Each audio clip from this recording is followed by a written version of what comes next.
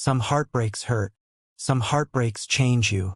But the worst heartbreak is when the man who destroyed you wakes up thinking you're the love of his life. Before we continue, if you love twist-heavy billionaire romances, emotional chaos, and stories where karma comes in designer shoes, hit the subscribe button. Now, let's begin.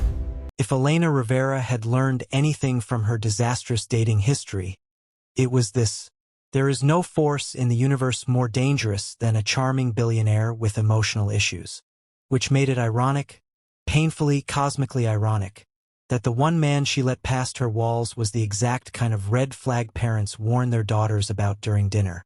Adrian Cross, tech billionaire, genius, walking headline, the kind of man the world called mysterious because emotionally unavailable narcissist, didn't fit on magazine covers. He lived fast, loved lightly, and left a trail of models, influencers, actresses, and broken hearts behind him. His relationships were shorter than an iPhone battery on 2%. His longest relationship had been with his personal trainer, and his second longest had been with an offshore bank account. He was the type of man who could fly to Paris for dinner, break up with someone by dessert, and forget their name by breakfast. And somehow, Elena became the exception, not because she wanted to, because Adrian Cross was dangerously good at pretending to care when he wanted something. They met when Elena was hired to paint a high-end mural in one of his hotels. She showed up in paint-stained jeans and a messy bun. He showed up like a Bond villain attending a charity gala. At first, he acted unimpressed. Then he spent 10 minutes staring at her half-finished mural and quietly said, "This is actually stunning." Coming from Adrian, basically Shakespearean-level praise. Coffee dates followed. Conversations about art, insomnia, and loneliness. Late-night rooftop nights where he said things like, "I feel normal when I'm with you." She believed him. Of course she did. Most people don't assume they're falling for a man who treats emotions like limited edition NFTs. 3 months. 3 stupid, magical months. Then she heard him on the phone, the moment that ended everything. "No, it's not serious," Adrian had said, cold as marble. "She's just a distraction. Sweet, but temporary. Temporary." She stood behind a wall, listening to the man she was in love with downgrade her to background noise. She didn't cry in front of him. She didn't yell. Elena simply left, blocked him everywhere, deleted the pictures, donated the expensive gifts, and promised herself she would never fall for another billionaire, playboy, or man with cheekbones sharp enough to file IRS documents. For 1 full year, she kept that promise, until life, rude, chaotic, petty life, intervened. On a quiet Tuesday afternoon, Elena was painting in her small studio apartment when her phone rang. Unknown number, bougie caller ID, immediate suspicion. She answered anyway, because curiosity is stronger than self-preservation. "Is this Elena Rivera?" a woman asked. "Depends," Elena said. "Are you trying to sell me something?" "This is Dr. Hughes. You're listed as an emergency contact for Adrian Cross." Elena laughed. Actually laughed. "That's hilarious. I'm not his anything. There's no emergency big enough for that man to put me on a form."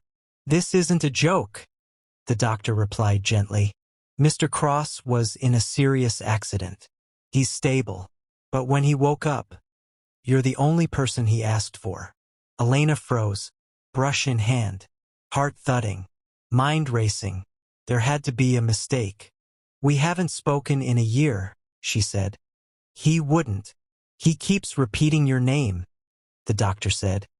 "He's confused and agitated. If you can come, it may help." Every instinct screamed no. But something inside her, the part that still remembered the boy beneath the billionaire, whispered, "Just see if he's okay." She grabbed her bag and left. Hospitals weren't her favorite place. Too bright, too sterile, too many reminders that life is fragile and unpredictable. A nurse escorted her to Adrian's room. Elena took a deep breath and stepped in. He looked human. No perfect hair. No designer suit. No cold mask of indifference.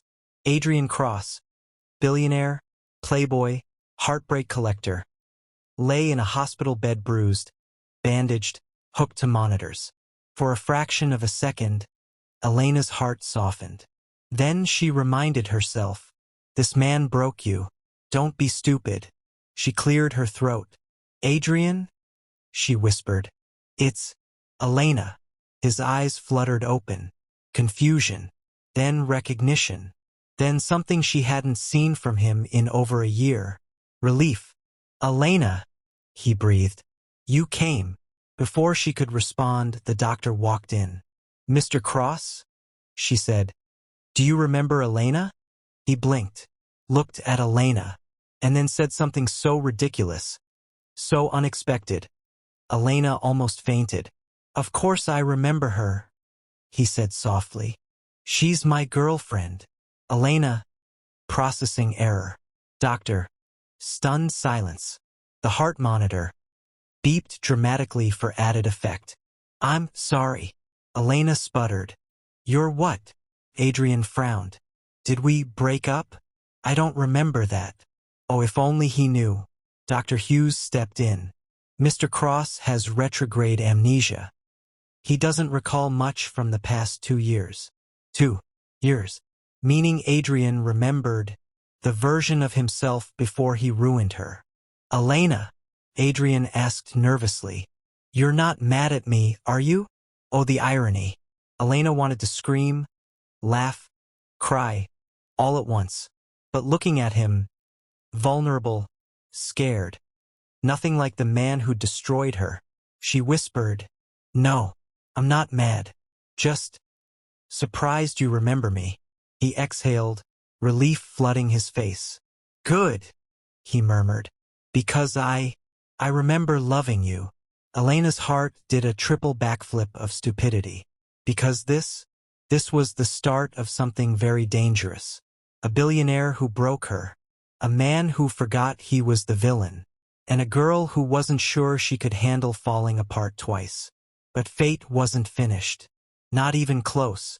If Elena had a list titled, Things I Never Want to Do in Life, being pulled into her billionaire ex's recovery plan would rank somewhere between get audited by the IRS and accidentally text my mom the wrong meme. And yet, here she was, sitting in a hospital family conference room, staring at Adrian's sister, Cassandra Cross, who looked like a human version of a sharp pencil. Ms. Rivera, Cassandra said, hands folded neatly. My brother is confused. You're the only person he trusts. We need you to stay close to him, just until he stabilizes. Elena blinked. Me? The girl he once called a distraction? Cassandra's smile was the kind rich people give right before offering money to fix a problem. Yes, you. On the table sat a folder with more zeros than Elena had seen outside of a calculator. We'll compensate you for your time, Cassandra added. Handsomely. Elena nearly choked. Oh wow, you're serious. We'll cover your rent, your art supplies, your studio fees, everything. But Adrian needs you. Elena didn't say yes. She didn't say no. She said the most honest thing she could. I need to go breathe in a hallway before making this decision. The hallway outside the hospital room smelled like disinfectant and regret. Elena paced, talking to herself like someone auditioning for a reality show. Okay, Elena, this is simple.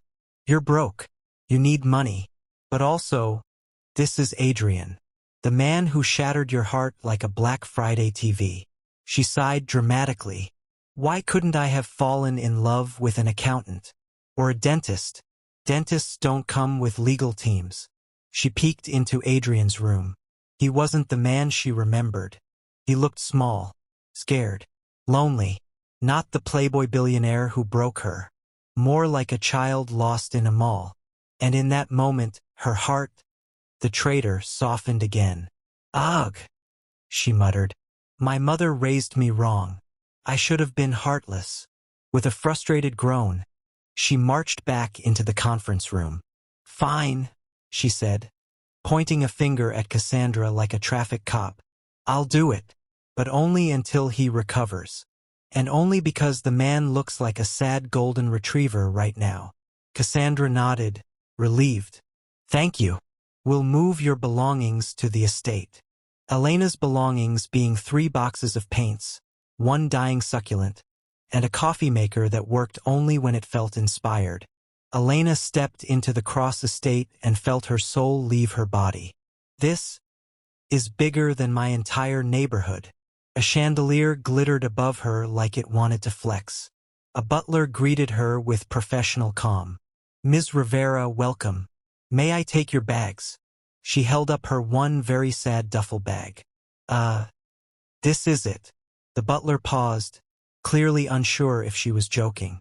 Harold the succulent drooped slightly, as if embarrassed to be here. She whispered to the plant, "Grow confidently. You belong here more than I do."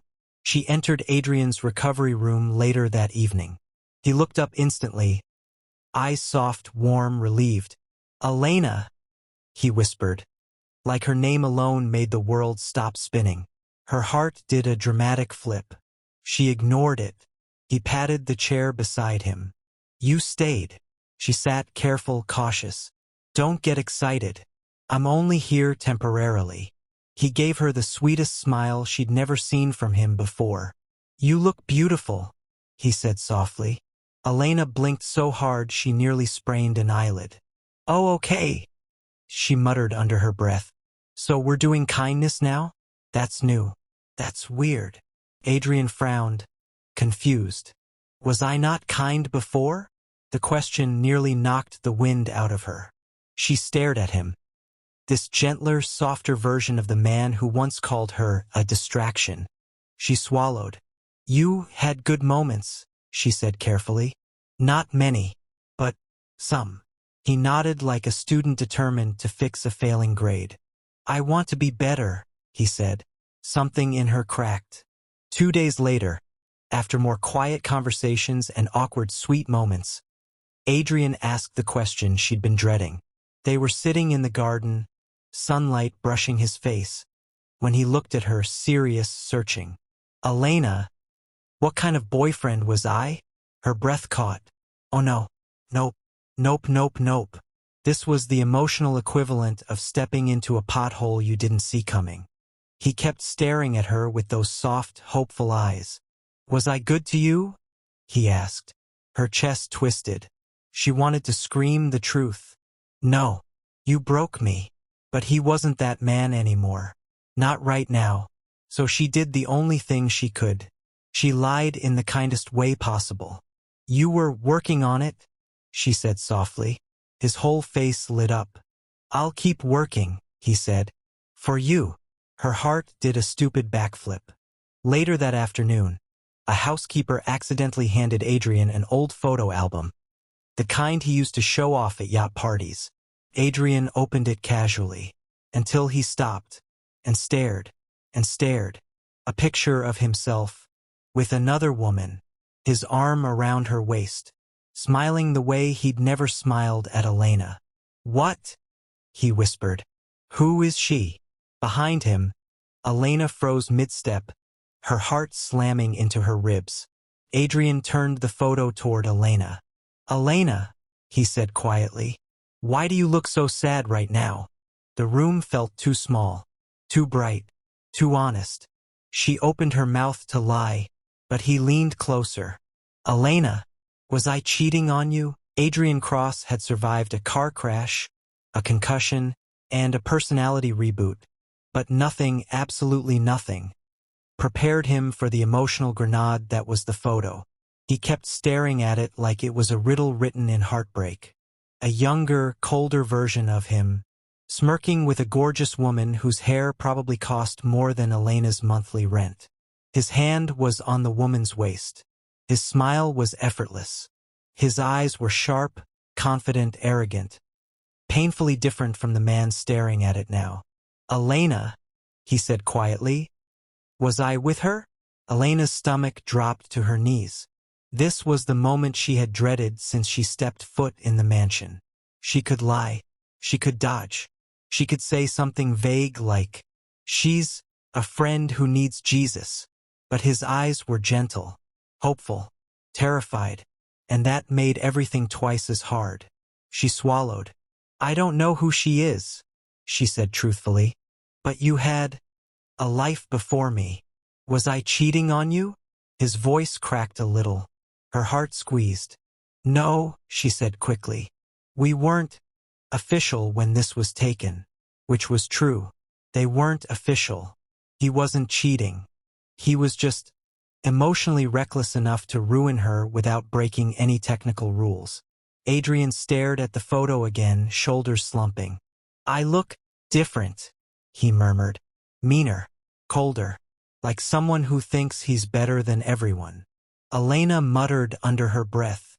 "Well, at least you have self-awareness now." He glanced up. "What was that?" "Nothing," she said quickly. "Just allergies. Mansion dust." It happened later that night. Elena brought him tea chamomile, because Google said it helped with calmness and identity crises, and found him staring out the massive window overlooking the city like a sad, handsome gargoyle. "You okay?" she asked. "I keep trying to remember her name," he said. "But every time I look at her, I feel nothing." "That's good," Elena offered. He turned to her suddenly. "But when I look at you," his voice softened, "I feel everything." Her entire brain short-circuited. Before she could respond, he winced and pressed a hand to his forehead. "Adrian?"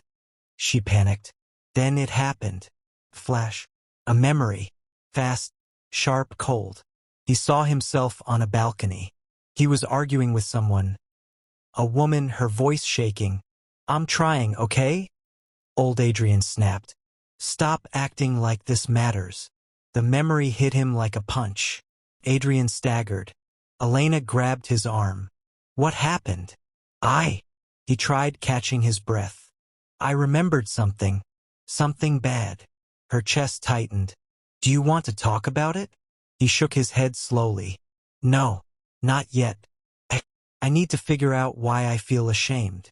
The next morning, Elena woke to the smell of burning something. She rushed downstairs, ready to stop a fire, a crisis, or a billionaire attempting toast. It was the third option. Adrian stood by the stove holding a pan that looked like it had survived a war. "I was trying to make you breakfast," he said helplessly. "What were you cooking?" she asked. "A pancake." Elena examined the evidence. "This looks like a meteor," he groaned. "I can't even cook." "What kind of rich idiot can't cook?"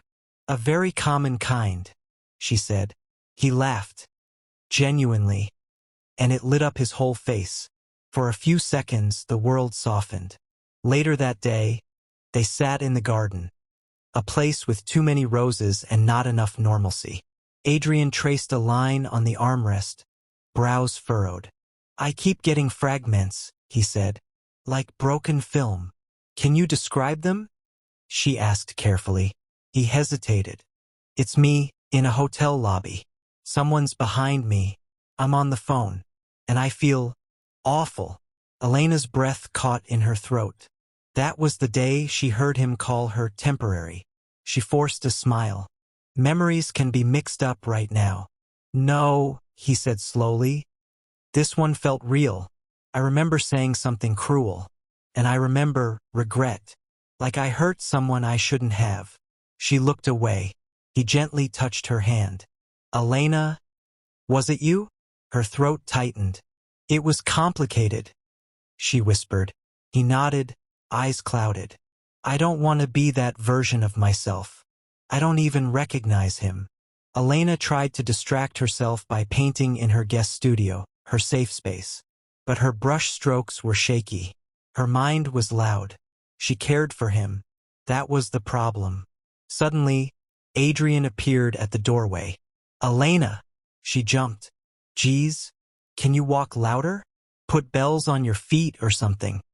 He laughed awkwardly, then softened. "I need to ask you something important." Elena's heart dropped. Oh no, that sentence never ends well. He stepped closer, eyes full of worry. Elena, before the accident, did I ever make you cry? That was the question she'd been avoiding since the day she walked into his hospital room. Her eyes glistened.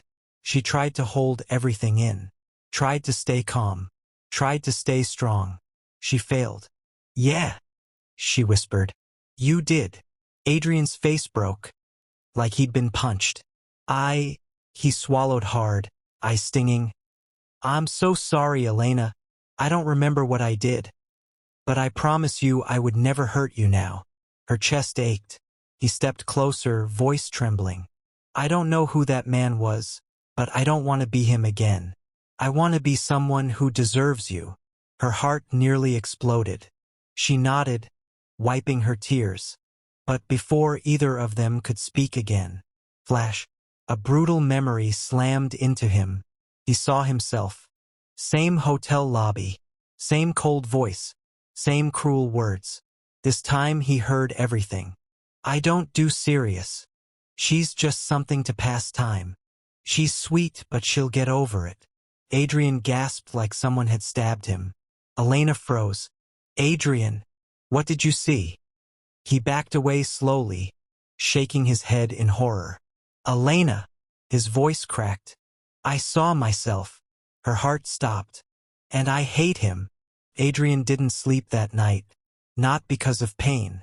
Not because of medication. Not because billionaires have insomnia built into their DNA. But because, for the first time since waking up with no past, he finally saw the past. And he hated it. He sat at the edge of his bed with his head in his hands, replaying the memory that crashed into him earlier. Him in a hotel lobby. Him on the phone. Him calling Elena a distraction. The word echoed in his skull with the accuracy of a sledgehammer. Temporary. Sweet, but temporary. If shame were water, he would have drowned. Elena walked into the kitchen the next morning wearing sweatpants and a hoodie, a combination that screamed, "Don't talk to me. I'm barely holding it together." Adrian was already there, staring at his bowl of oatmeal like it had personally disappointed him. When he saw her, he froze. She froze. Harold the succulent sat on the counter, judging both of them. "Morning," Adrian said quietly. It felt like someone saying, "I'm sorry," without using the word. "Morning," she said back. She grabbed a coffee mug, poured coffee, missed the mug entirely, and poured it onto the counter. Smooth. Adrian rushed forward. "Let me. I got it," she snapped, then immediately felt bad. "Sorry. I'm clumsy." "No," he said gently. "You're hurt. Because of me." Silence. Thick, heavy, uncomfortable silence. The kind where even the toaster refused to pop because it didn't want to interrupt. Later that morning, Adrian found her in the garden, painting under a tree that clearly did not appreciate drama. "Elena," he said quietly, "can we talk?" She didn't look up. "Depends. Is it a conversation where I cry again? Because I'm out of moisturizer." That made him smile for half a second. Then he swallowed hard. "I remember what I said," he whispered. "And it was horrible." Her brush froze midair. "I didn't want to believe those memories," he continued. "I kept hoping I was remembering wrong. That maybe the old me wasn't so cruel." Elena finally looked at him. He wasn't defensive. He wasn't angry. He wasn't running from accountability. He looked ashamed, broken in a way that wasn't dramatic, just real. "Why didn't you tell me?" Adrian asked, voice cracking. "Why didn't you tell me I hurt you like that?" Elena's throat tightened. "Because I didn't want to relive it," she whispered. "Because when you woke up and looked at me like I mattered, it was the first time you ever did." That hit him like a punch. She looked down at her painting palette.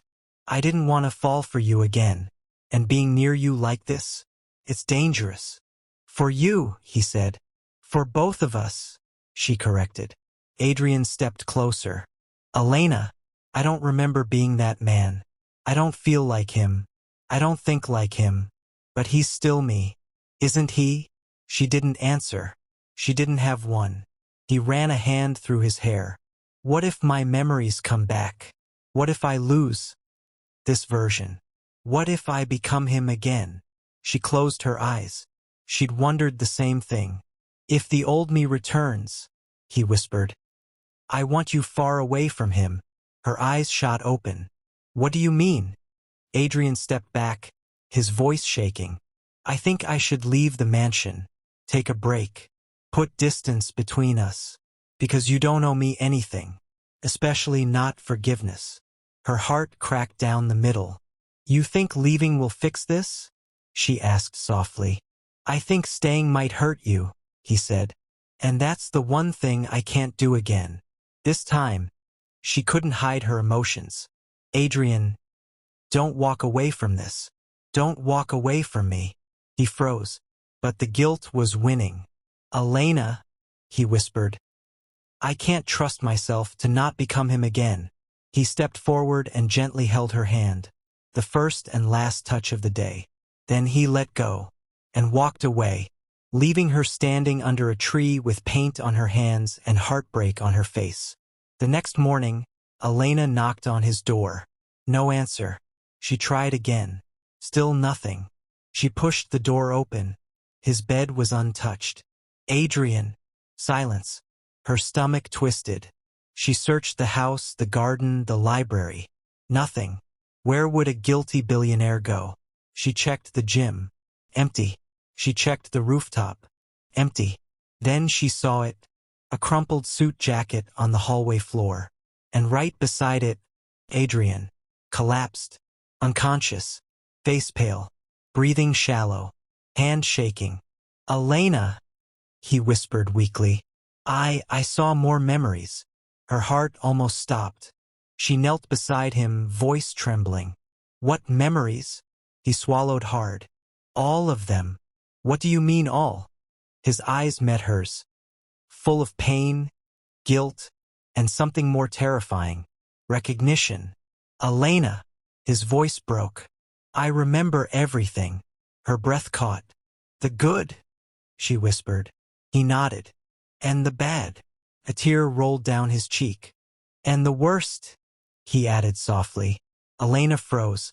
What was the worst, Adrian? You walking away from me, he whispered. And knowing I deserved it. Adrian Cross remembered everything now. Every cruel word. Every careless joke. Every moment that broke her. And the weight of it pressed on him like a collapsed skyscraper. He sat on the edge of his bed, staring at his hands the way someone stares at the scene of a crime. Because now he knew the truth. The person who destroyed Elena's heart wasn't a stranger, wasn't some villain in a movie. It was him, not the soft, shaken version.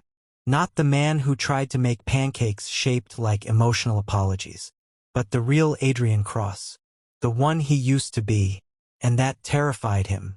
Elena found his room empty the next morning. For a brief second, she panicked. Great, she muttered. He remembered everything and immediately ran away to join a billionaire witness protection program. But then she saw it, a note left on the pillow. A short, heartbreakingly neat message. I need space. You deserve better. Don't look for me. Adrian. Elena stared at it like it was a bill addressed to her soul. Oh no you don't, she muttered. You're not disappearing on me again. I'm too tired for trauma season 2. She grabbed her coat, Harold the Succulent, for emotional support, obviously, and marched out like a woman whose heart had been stepped on one too many times. She found him exactly where she didn't expect. Her art studio, sitting in the corner, wearing a hoodie like he was trying to cosplay as a normal person. Eyes red, hair messy, heart shattered in 6 directions. When Elena entered, he jolted like someone caught stealing snacks at midnight. Elena, he whispered. You came. She crossed her arms. Adrian, you left. Again. You can't keep doing that. I'm not a DoorDash driver. You can't just place emotional orders and disappear when they arrive. He winced. I thought staying would hurt you. It hurt me more when you walked away, she shot back. Again. He swallowed hard, guilt written all over him. I'm scared, Elena. That stopped her. He lifted his eyes, full of fear, remorse, and something achingly human. What if the old me comes back? He whispered. She stepped closer. Then you fight him. Adrian exhaled shakily. You want to know the memory that hurt the most? He asked softly. Elena didn't move, didn't breathe. It wasn't the cruel words, he said. It wasn't seeing myself with other women. It wasn't even realizing how empty I used to be.